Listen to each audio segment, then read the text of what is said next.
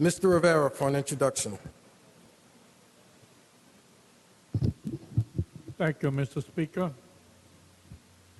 When I first came up here in 1983, and as a newly elected member of the State Assembly, when I went back home and I opened up my district office, about 20 young ladies stormed into my office and said to me, "What are you going to do for us?"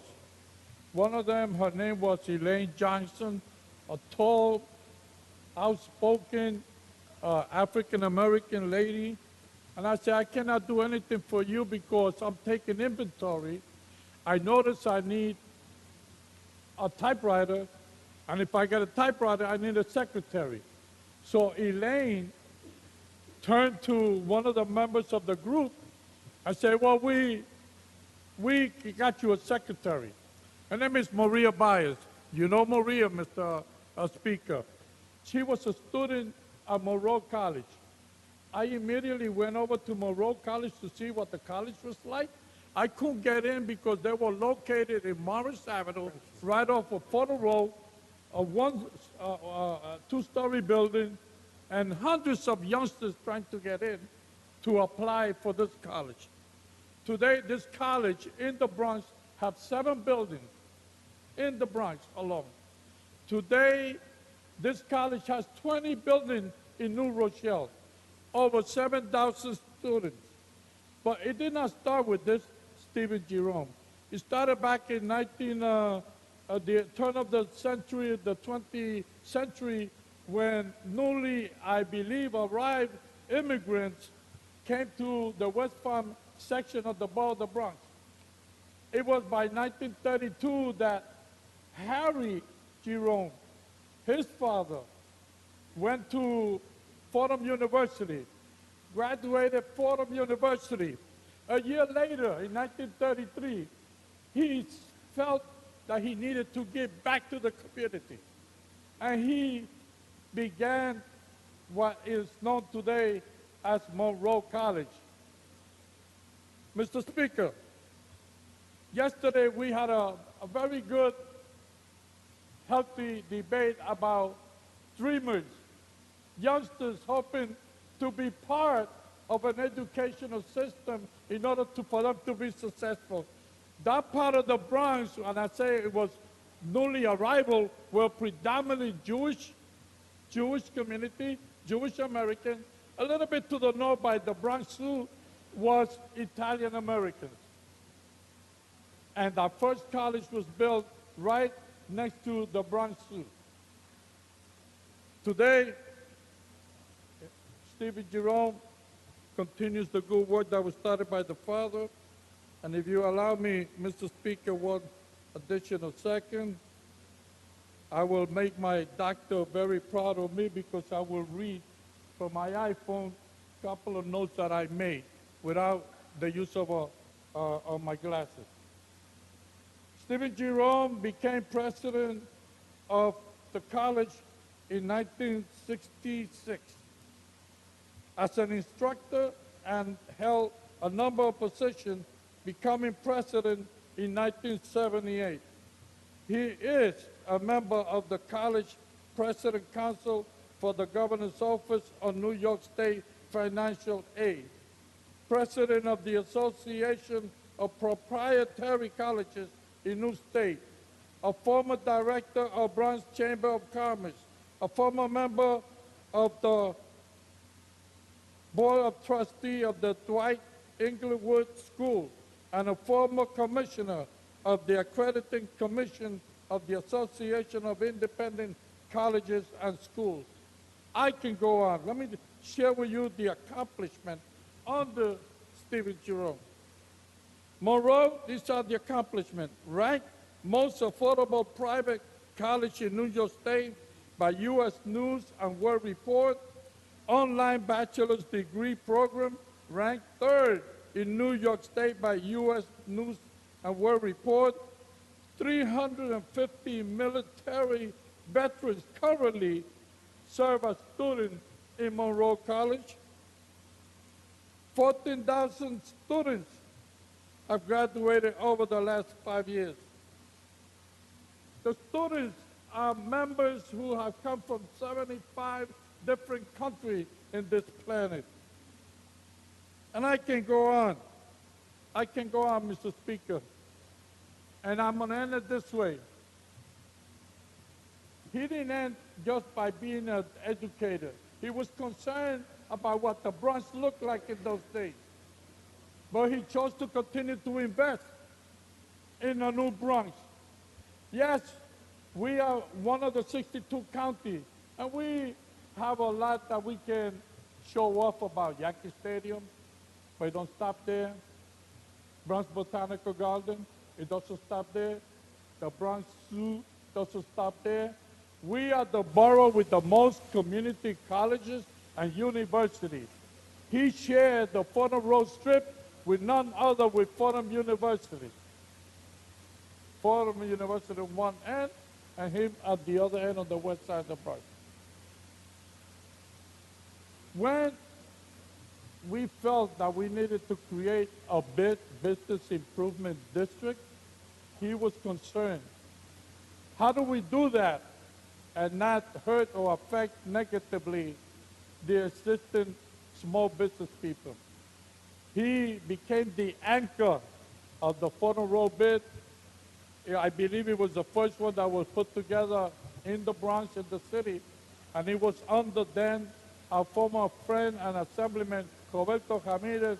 I was then a member of the city council. It's been a pleasure watching you continue to work day and night and continue to dedicate yourself and continue to make your family name very proud, and all of us very grateful for your contribution. Welcome, and thank you, Mr. Speaker. Mr. Pachado, on the same subject. Thank you, Mr. Speaker, for allowing me to interrupt the proceedings as well. I want to thank my colleague for that very extensive introduction about the history of the college, so I won't go too much into that. My personal relationship and my professional relationship with President Stephen Jerome has extended far beyond my time in office. I actually had the opportunity to meet him many, many years ago as a staffer for Senator Schumer when he spoke at a graduation. I believe it was 2008, 2009. That was quite an interesting experience. I saw a man who was dedicated to not only the education of the students who come through his doors, but also improving his community. And now, as a member of this legislature that has the privilege of representing Monroe College, one half in the 86 and the other half in the 78, I have worked with Monroe College and with President Jerome on many, many initiatives and worked with many community-based organizations in the Bronx to not only help educate our young people, but also bring them more resources and better understanding about the world around them. I simply wanted to join my voice with my colleagues and with you, Mr. Speaker, in thanking this titan of education and helping ensure that the future of not only the Bronx, but the state of New York is in good hands in young, well-educated, smart, very capable individuals who are prepared to take on the future. So, Mr. Speaker, if you can extend the cordialities of the floor to President Stephen Jerome, I would really appreciate it. Thank you, Mr. Speaker. Mr. Blake on the same subject. Thank you, Mr. Speaker, for allowing me to briefly speak about our dear friend and great leader, Dr. Stephen Jerome, the president of Monroe College. First, for a personal note, Monroe College has had much impact on my life in two different aspects. My sister attended the school, and when I was a teenager, one of my main jobs was working across the street at St. James Park and growing up and playing basketball and mentoring the young people that were over there. In 2010, when I was still working in D.C. at the White House, we had 7 places across the country where we were able to select for the Urban Entrepreneurship Summit Series. And the one place that we decided in New York initially to bring it to was to Monroe College because of the work that Dr. Jerome and their team was doing around entrepreneurship, where they've actually continued and sustained those programs in that manner itself. Also, Mr. Speaker, making sure our colleagues are aware of the great success and track record Monroe has had in graduating Black and Latino students. In 2010, there was no school in the state that had a higher number of graduating Black and Latino students and since then has stayed in the top 3 over those last 6 years. We have many reasons to be proud of what Dr. Jerome has done, what Mark as the EVP and so many others have been there. They are really transforming lives in an impactful way, and that's really grateful for how they've been really doing phenomenal things, not just in my life, but for the lives of Black and Latino people throughout the Bronx and across the state, and just want to commend him and their work. Thank you, Mr. Speaker, at this time. Mr. Sepulveda on the same subject. Thank you, Mr. Speaker, for allowing me to interrupt the proceedings.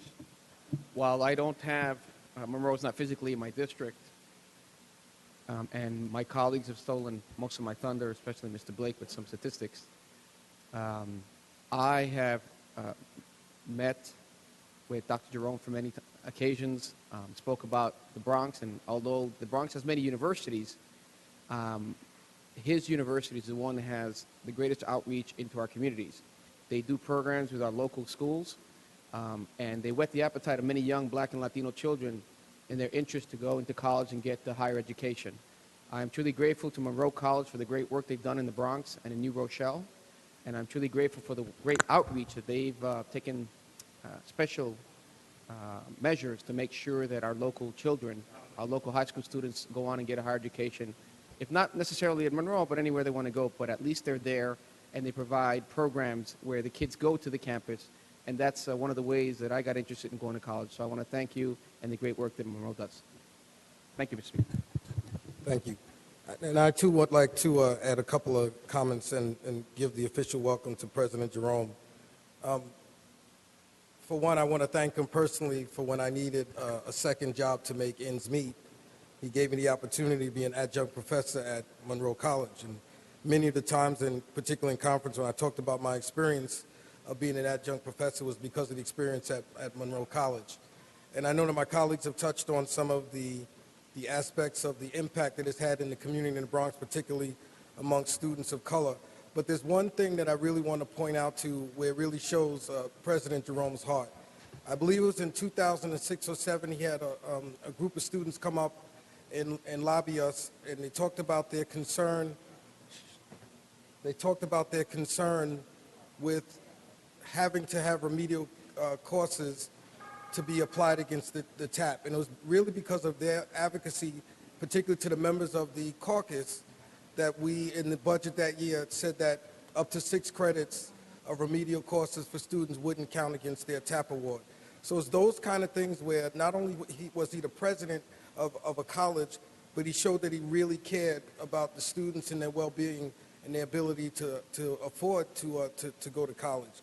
So Steve, on behalf of President Jerome, but the affinity that I have for him, I always call him Steve. He's just a great man, and he's done a lot of good things for people. And a lot of students, they don't just come from the Bronx, but a good number of them do come from the Bronx. So Steve, I want to say to you in front of everyone, thank you for doing all that you did over the years, particularly for young people of color in all of the areas of the state, but particularly in the Bronx. So we congratulate you on your retirement. I know you're still going to be involved with the college, but I'd say your 100% presence will absolutely be missed. I know you're turning it over to a person who I think is qualified to run the college, and your son, who's great in his own right. But I'm happy that we had the resolution for you today, and I'm happy that people can get to learn and meet the person that I've spoken so highly of for all that you did for us in the Bronx. So congratulations to you, Steve.